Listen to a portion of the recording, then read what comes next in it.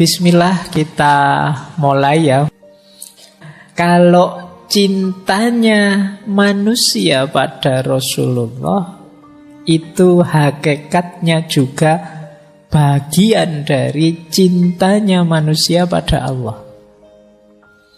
Kadang ada orang tanya, Pak, saya itu cintanya Allah sajalah, tidak pakai yang lain. Lah Rasulullah tidak, wong ya Allah saja. Tidak begitu cara berpikirnya. Jadi cinta kita pada Rasulullah itu bagian dari cinta kita kepada Allah. Jadi lingkaran besarnya adalah cinta pada Allah. Yang bagian dari kecintaan kita pada Allah itu cinta kita pada Rasulullah. Nah, kisah nyata tentang Rasulullah ini saya baru saja dapat tadi sore. Jadi ada seorang ulama bernama Syekh Isa Bayanuni.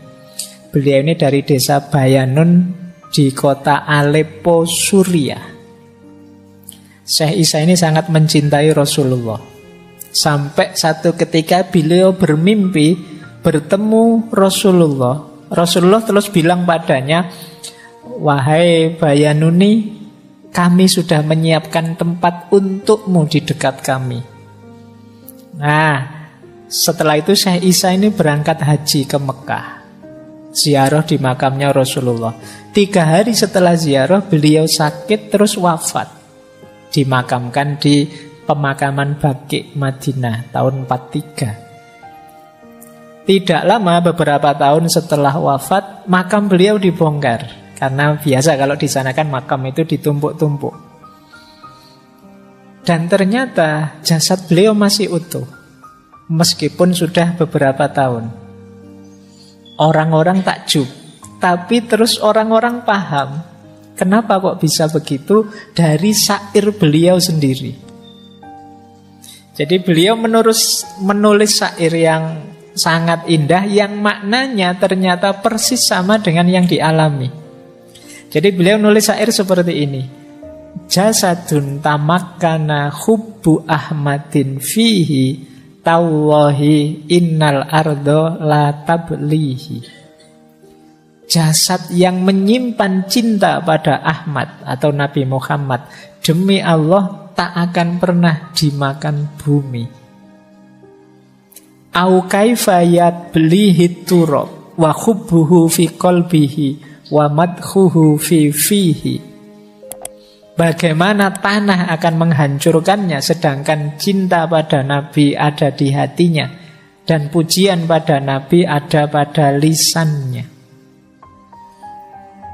Akfir alaihi minas sholah, perbanyaklah sholawat pada Nabi. Fa innaha nurun likobrika indama ta'wihi, karena itu akan jadi cahaya di kuburmu saat engkau memasukinya.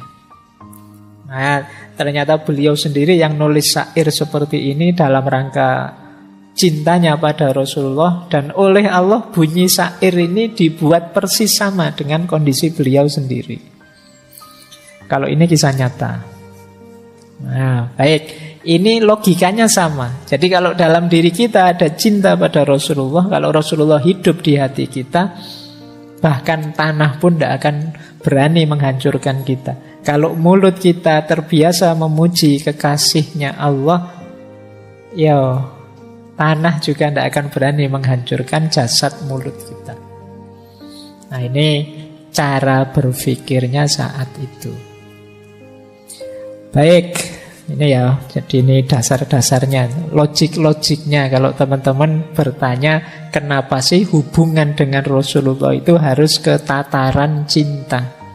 Nah, sekarang kita lacak sekarang hakikat kecintaan kita pada Rasulullah. Ini saya ambil dari berbagai sumber. Kita lacak dalil-dalil dulu. Siapa tahu nanti ada yang tanya. Kan sekarang sering orang tanya, ngaji opo itu ndak ada Qur'annya, ndak ada hadisnya. Bulan ini banyak sekali Qur'annya, hadisnya. Semoga dianggap ngaji beneran akhirnya. Oke ya. Yang pertama, cinta pada Rasulullah itu sesuatu yang patut saja, lazim saja. Maksudnya apa? Loh, Rasulullah itu sudah sangat mencintai kita. Sepenuh hidupnya yang menggalaukan, menggelisahkan beliau adalah nasib umatnya. Kalau kita mencintai beliau, itu sesuatu yang wajar sekali.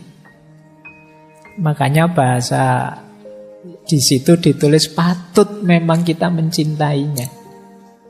Tidak pantas kita itu tidak cinta pada beliau. Laqad ja'akum rasulun min anfusikum azizun alaihi ma anittum harisun alaikum bil mu'minina raufur rahim. Sangat berat dalam diri beliau itu kondisimu. Beliau itu selalu mikir engkau. Harisun alaikum, ingin gimana umatku bisa selamat. Kemudian raufur rahim, sangat belas kasihan, sangat penyayang pada kalian. Jadi cintanya Rasulullah itu sudah sangat dalam pada kita. Kita aja yang sering jual mahal pada beliau. Ada cerita yang saya hafal sampai sekarang, saya lupa kitabnya, tapi ini tentang akhir hidupnya Rasulullah. Jadi ada cerita di akhir hidup beliau ketika Jibril datang. Kemudian Rasulullah mengizinkan Jibril mendekat. Itu Jibril bilang, wahai Rasulullah, aku datang untuk mengambil nyawamu. Kata Rasulullah, yes, kalau memang sudah waktunya. Cuma ada ndak sih berita gembira di akhir hidupku?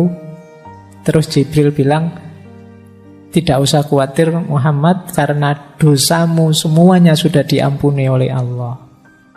Dan nabi-nabi dan para rasul sebelumnya tidak boleh masuk surga sebelum engkau masuk surga duluan. Dan ini nanti semua malaikat akan mengiringkan ruhmu kembali kepadanya.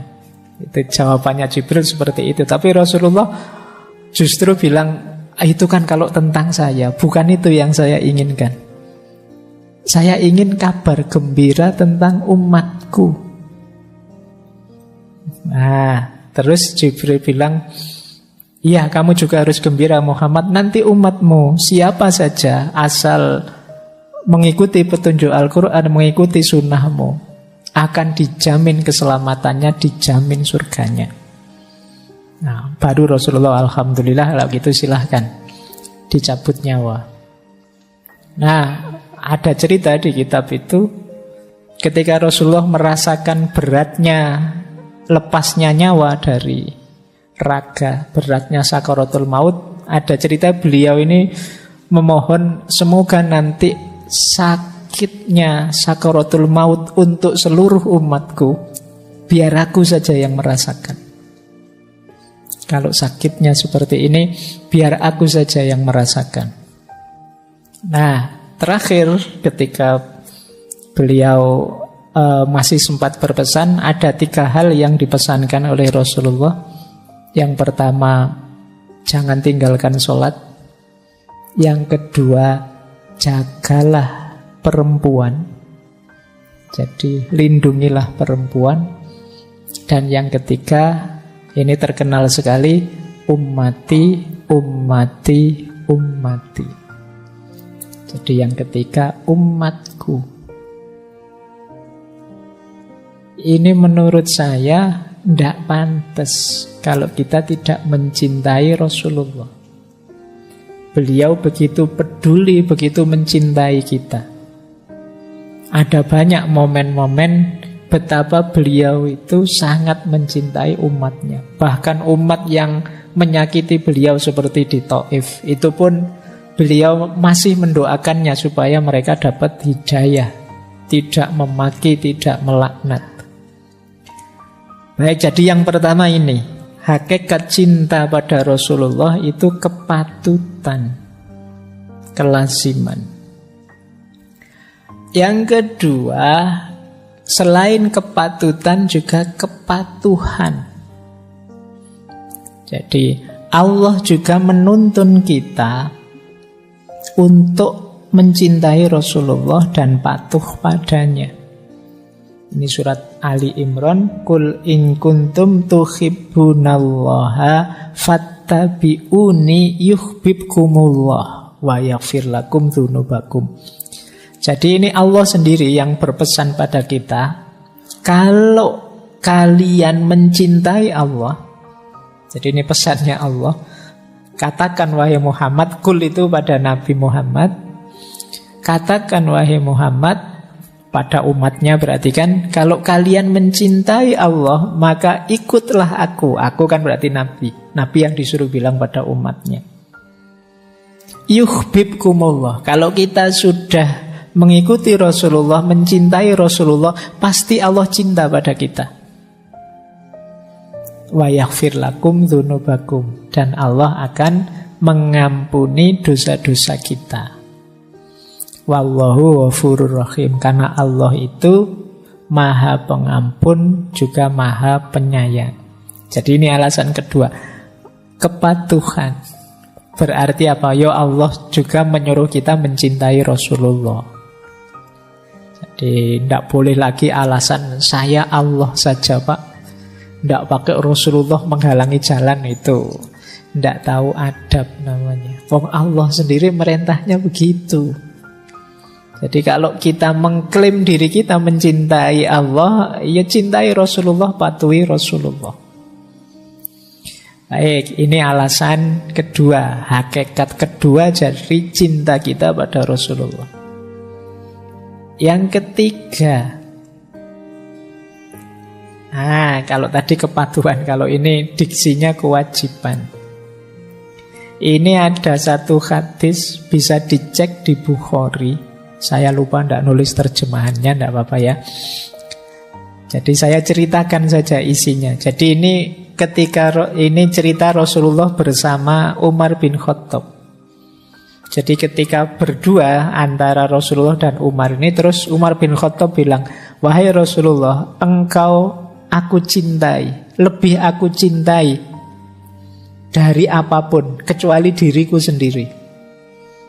Jadi ya aku masih cinta diriku, tapi kalau yang lain-lain enggak lah, masih menang sampean. Tapi kata Rasulullah, enggak, jangan begitu wahai Umar, walladzi nafsi biyadi, harusnya apa? Engkau mencintaiku sampai segala sesuatu termasuk dirimu. Jadi ini kabarnya Umar berpikir sebentar, apa ya harus begitu? Ternyata ketemu oleh Umar, ya memang harus begitu. Jadi memang segala sesuatu harus tidak mengalahkan cinta kita pada Rasulullah. Berarti apa? Prioritas hidup kita yang paling awal ya cinta kita pada Rasulullah.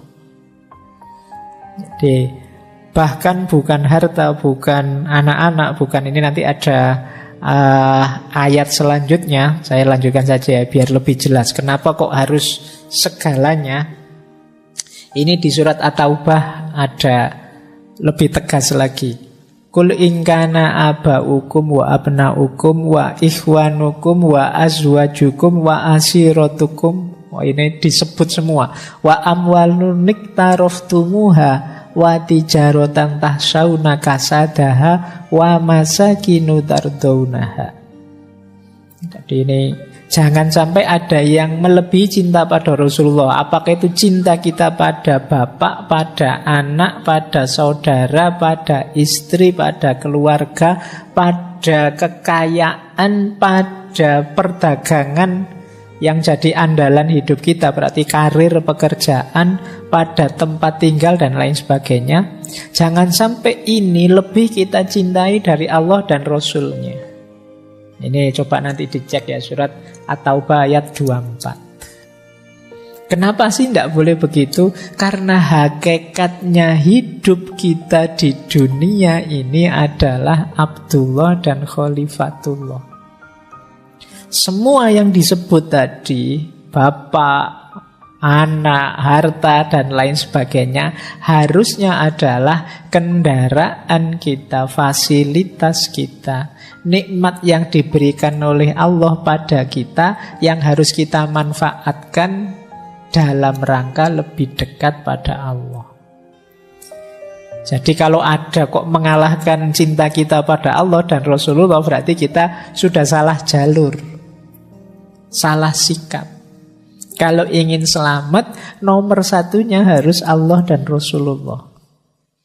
Yang selain itu, ya memang harus kita bereskan, kita jalankan. Dalam rangka apa? Biar kita lebih kuat lagi, lebih mantap lagi untuk semakin dekat pada Allah. Kalau begitu berarti pekerjaan ditinggal, Pak. Kekayaan dibuang, Pak. Anak istri ditinggal. Tidak ada yang bilang begitu. Tapi jangan sampai semua itu kita cintai melebihi cinta kita pada Allah dan Rasulullah. Kenapa? Hadir kita saat ini di muka bumi ini sekarang membawa amanat hakiki, yaitu sebagai Abdullah dan Khalifatullah. Jadi ini makanya di ayat ini saya sebut pakai istilah keselamatan. Karena begitu yang tadi kita cintai lebih daripada cinta kita pada Allah. Kalau bahasanya Al-Quran, fatarabbasu hatta ya'tiyallahu bi'amrih. Maka tunggulah sampai Allah mendatangkan keputusannya. Ini ancaman tapi halus.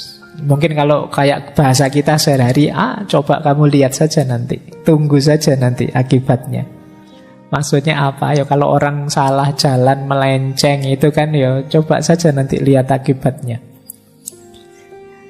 Karena ya salah jalan itu tidak akan sampai pada tujuan. Kalau kalian ingin bahagia dengan itu semua, kalau kalian ingin sukses dengan itu semua, tapi mengabaikan Allah dan Rasulnya, lihat saja nanti kalau Allah mendatangkan amruhu, urusannya.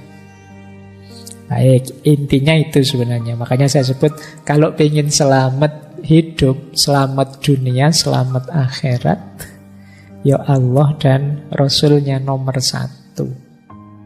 Nomor satu itu berarti tabrakan urusan apapun jangan sampai kalah.